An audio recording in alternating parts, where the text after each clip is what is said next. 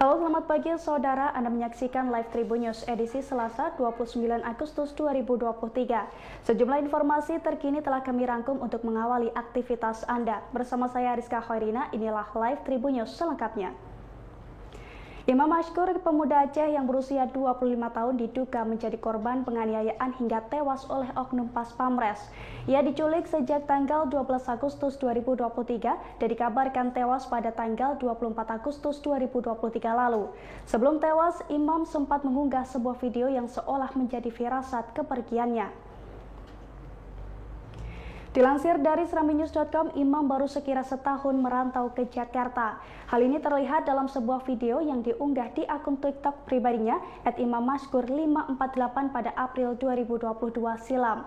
Sebelum unggahan yang memperlihatkan momen di bandara, Imam pun tampak mengunggah video permohonan maaf atas segala dosa-dosanya. Sementara di video sebelumnya lagi, Mashkur juga sempat membuat video dengan kata-kata yang berkaitan dengan kehilangan. Diketahui sebelumnya insiden penganiayaan Imam ini bermula ketika ia diculik di kawasan Ciputat Timur, Tangerang, Banten. Setelah diculik oknum Pas Pamres, ia disiksa karena menolak memberikan uang sebesar 50 juta. Sebelum tewas, pelaku juga sempat mengirimkan video penganiayaan kepada orang tua korban. Namun naasnya, selang beberapa waktu Imam dikabarkan telah tewas.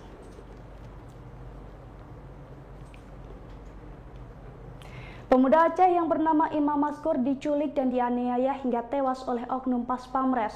Sebelum tewas, oknum Pas Pamres tersebut juga meminta uang tebusan kepada orang tua Imam sebesar 50 juta. Bahkan oknum Pas Pamres yang berinisial Praka RM mengirimkan video penyiksaan kepada orang tua Imam untuk melakukan pemerasan. Dilansir dari tribunnewswiki.com, Imam Mashkur diculik oleh pelaku di kawasan Rempoa, Ciputat Timur, Kota Tangerang Selatan, Banten pada Kamis 12 Agustus 2023. Saat diculik, Imam sempat menghubungi keluarganya melalui sambungan telepon dan mengaku tengah dianiaya. Ia juga sempat meminta uang 50 juta kepada ibunya agar pelaku tidak menyiksa dirinya. Sementara itu, sebelum meregang nyawa, pelaku juga sempat mengirimkan video penyiksaan kepada orang tua Imam. Video tersebut lantas dijadikan pelaku untuk melakukan pemerasan terhadap keluarga Imam. Hal itu diungkapkan sepupu korban yang bernama Said Sulaiman beberapa waktu lalu. Said mengaku keluarga korban juga sempat berupaya mencarikan uang tebusan tersebut demi keselamatan Imam. Namun sayangnya Imam tak bisa dihubungi kembali. Hingga akhirnya selepas 13 hari ia menelpon, pihak keluarga mendapatkan kabar bahwa Imam telah tewas. Korban disebut sudah meninggal di Rumah Sakit PAD Gatot Subroto, Jakarta Pusat, dan jenazahnya diberangkatkan ke Aceh oleh Kodam Jayakarta. Halo? Wan? Membeli dah. Membeli dah apa peng maju kurnya hana peng apa dengan tahu tahap peng hana peng di nan buat tahap yang tiba. Ibunda Imam Mashkur yang tewas diduga dianiaya oleh oknum Pas Pamres masih meratapi nasib sang anak. Ibunda Imam, Fauzia, bahkan berupaya mengadu ke Presiden Jokowi untuk mendapatkan keadilan bagi Imam. Ia juga mendesak Jokowi untuk mengusut kasus kematian anaknya hingga tuntas. Dilansir dari seraminews.com, hal itu diungkapkan Fauzia pada Minggu 27 Agustus 2023 kemarin. Dalam kesempatan itu, bak curhat ke Presiden Jokowi, Fauzia mempertanyakan mengapa nyawa putranya dihabisi oleh pengawal dari sang presiden. Fauzia menegaskan bahwa dirinya meminta keadilan dari Jokowi sebagai presiden. Ia juga meminta agar pelaku dihukum setimpal agar tidak ada lagi korban lain seperti anaknya. Lebih lanjut, Fauzia menegaskan bahwa sampai anaknya meninggal, ia pun tidak mengetahui apa kesalahan dari putranya itu. Sementara itu, Komandan Pasukan Pengamanan Presiden, Maijen Rafael Granda, memastikan anggotanya telah ditahan di Polisi Militer Kodam Jayakarta atau Pomdam Jaya. Ia menegaskan akan memberikan sanksi tegas jika Praka RM dinyatakan bersalah. Di sisi lain, Panglima TNI Laksamana Yudo Margono juga meminta agar tersangka dipecat secara tidak hormat dari TNI. Selain itu, ia meminta tersangka dihukum berat, maksimal hukuman mati dan minimal hukuman seumur hidup. Dalam kesempatan itu, Fauziah menekankan bahwa dirinya tidak tahu permasalahan yang menyebabkan anaknya dianiaya.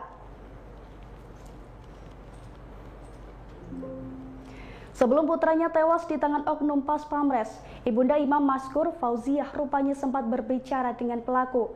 Fauziah mengaku saat itu pelaku mengancamnya dan meminta uang sebesar 50 juta sebagai tebusan.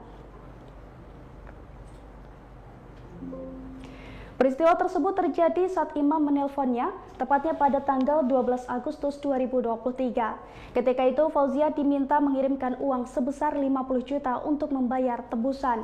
Selain mendengar suara sang anak melalui sambungan telepon, Fauziah juga mendengar suara lain dari terduga pelaku.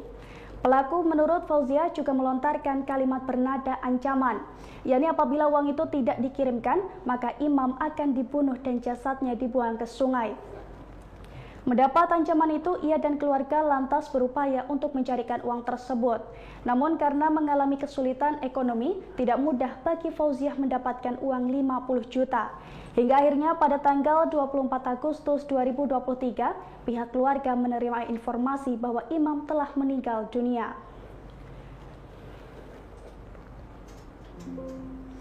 Kapolres Dairi AKBP Reinhard Habonaran, Nainggolan diduga menganiaya dua anak buahnya hingga masuk ke rumah sakit. Insiden ini pun mendapatkan tanggapan dari Kapolda Sumatera Utara Irjen Agung Setia Imam Effendi. Pasalnya ia langsung meminta Kabid Propam Polda Sumut Kombes Pol Dudung Adijono turun tangan menganiaya kasus tersebut. Dilansir dari tribunmedan.com, hal itu diungkapkan Irjen Agung pada Senin 28 Agustus 2023. Irjen Agung menyebut pemeriksaan terhadap Kapolres Dairi merupakan langkah cepat mengambil tindakan. Saat ini pihaknya masih mendalami dugaan penganiayaan yang diduga dilakukan mantan Kapolres Nias Selatan tersebut. Diberitakan sebelumnya peristiwa penganiayaan tersebut bermula saat korban mendadak dibariskan Kapolres Dairi sekira pukul 5 waktu Indonesia Barat. Setelah memanggil salah satu personel, Kapolres Dairi mulai menampari anggotanya itu. Lalu tamparan berlanjut ke anggota lainnya. Kemudian setelah tiba giliran korban yang bernama David, ia bertanya apa kesalahannya hingga ikut ditampar. Namun David justru dibawa ke ruang propam. Di sana Kapolres Dairi mendaratkan pukulan bertubi-tubi ke tubuh David hingga dia tersungkur. Karena dianiaya, David kemudian dirawat di RSUD Sidikalang. Tadi pagi ketika kami pembersihan dikumpulkan Kapolres Dairi, jadi tiba-tiba Kapolres memanggil personil bernama AIBDB Marbun mempertanyakan kenapa menjawab seperti itu. Baru kami ditampari semua, tampari dengan tamparan yang jelas. Jadi pas giliran saya mau setelah ditampar, saya tanya apa salah kami komandan. Jadi Kapolres Pak Reinhard Nainggolan tidak terima. Langsung beliau mau menyerang saya, mau memukul. Langsung saya diamankan ke kantor Propos sama Kasih Propam. Jadi Kapolres pun masuk lagi ke dalam ruangan. Masuk ke dalam ruangan, di situ rambut saya dijambak, kepala saya dipukul, dikening, sama pipi saya ditampar 2 kiri 2 kanan. Itulah yang terjadi yang saya alami. Kapolres Dairi Reinhard Habonaran Nainggolan diduga menghajar 2 personilnya pada Senin 28 Agustus 2023. Akibat insiden tersebut, korban harus dilarikan ke rumah sakit untuk mendapatkan perawatan. Padahal sosok AKBP Reinhard ini baru menjabat sebagai Kapolres Dairi sejak 8 Juli 2023 silam. AKBP Reinhard menjabat sebagai Kapolres Dairi menggantikan AKBP Wahyudi Rahman yang pindah tugas ke Polres Tanah Karo. Baru sebulan menjabat, AKBP Reinhard sudah melakukan pemukulan terhadap anggotanya di ruangan Propam Polres Dairi. Dilansir dari tribunmedan.com, AKBP Reinhard merupakan akademis kepolisian yang lulus pada tahun 2003 silam. Dirinya merupakan satu angkatan dengan AKBP Wahyudi Rahman saat berada di batalion.